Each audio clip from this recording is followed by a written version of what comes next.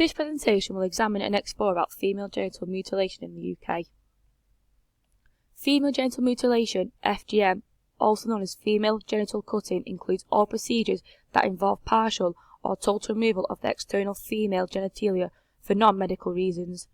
FGM can be found and concentrated in 29 countries in Africa, Asia and the Middle East, and it can usually be carried out on young girls between infancy and the age of 15, most commonly before puberty starts.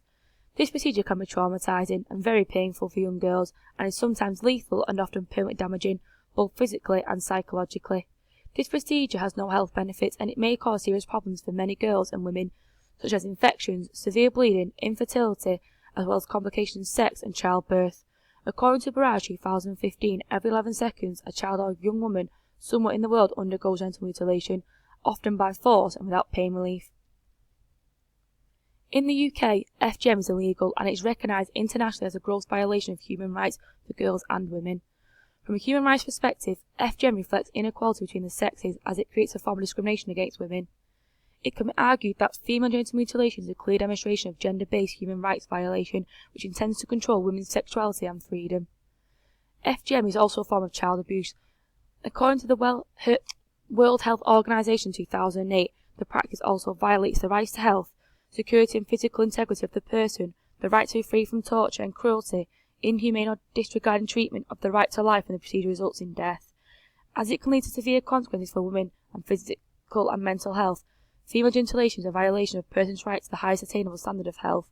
It deprives girls and women from making independent decisions about intervention that has lasting effects on their body and controls over their lives. Women and young girls who are sent to undergo this practice are often sent due to religious or traditional beliefs. It is also known to become symbolic in communities as it shows their faith. FGM can often happen due to pressure on families and communities to ensure daughters undergo this treatment, as people have strong held beliefs that FGM is good for girls and women. FGM can be seen as a rite of passage into womanhood, a condition of marriage, and also belief that women need to undergo this procedure to have babies, although there is no medical reasons to prove this. In the UK, many girls and women are affected by or at risk of FGM. Women who have undergone FGM come from various cities in the UK where migrant populations tend to be clustered. London has the highest prevalence of it than any city of women affected by FGM. According to the BBC, the first ever recorded figures of FGM show that between April 2015 and March 2016 there were 5,702 new cases in England. The government believe the true extent of this abuse is thought to be higher, estimating around 170,000 women and girls to undergo this procedure, and a further 65,000 undergo at the age of 13 are at risk of FGM. Further figures show that of the women and girls who are known country of birth, 90% were born in Africa. Of the total number of newly recorded cases, 43 involve women and girls who said they'd been born in the UK. FGM has been a specific offence since the Prohibition of Female Circumcision Act 1985 came into force. This act has been replaced by the Female Genital Mutilation Act 2003 in England, Wales and Northern Ireland, and it modernised the offence of FGM. This act extended extraterritorial offences granting victims of FGM to anonymity and introducing new offences of failing to protect a girl from the risk of this procedure. The government have also made a number of commitments for new legislation to tackle FGM under the Act of 2003. For example, it's an offence for any person regardless of nationality to perform FGM or to assist a girl to carry out FGM on herself in England, Wales and Northern Ireland. To reflect the seriousness of harm caused, the Act 2003 increased the maximum penalty for any of the FGM offences from 5 to 14 years imprisonment.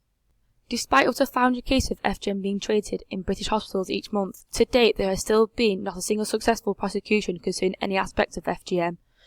In England and Wales, people have been arrested over the years for this prosecution, however nobody has been convicted of this violation.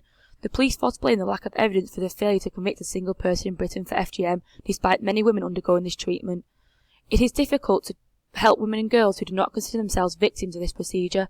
In the UK, FGM has been criminalised.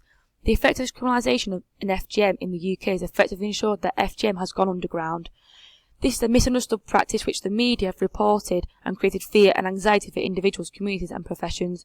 Therefore, communities are silent and unwilling to engage with health professions for fear of accusation of abuse, fear of criminal proceedings and discrimination.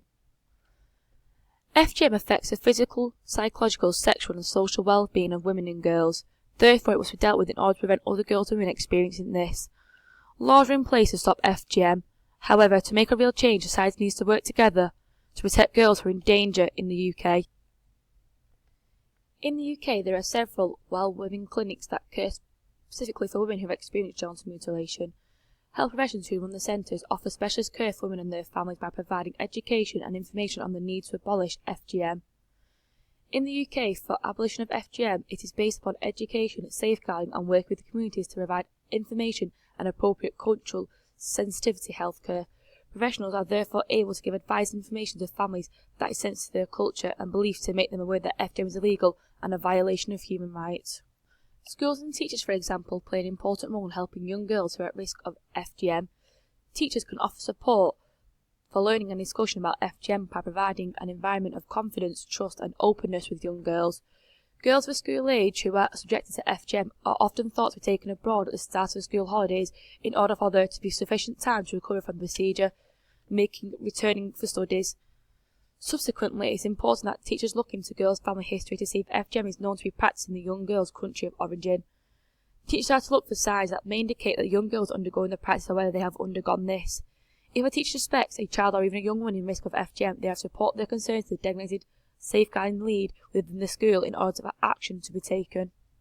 There are other forms of services and organisations such as Forward UK, the Orchid Project, Women's Resource Centre and the National FGM Centre to advise and help young girls and women who are in fear of FGM, having experienced this or reporting others who are at risk of this procedure.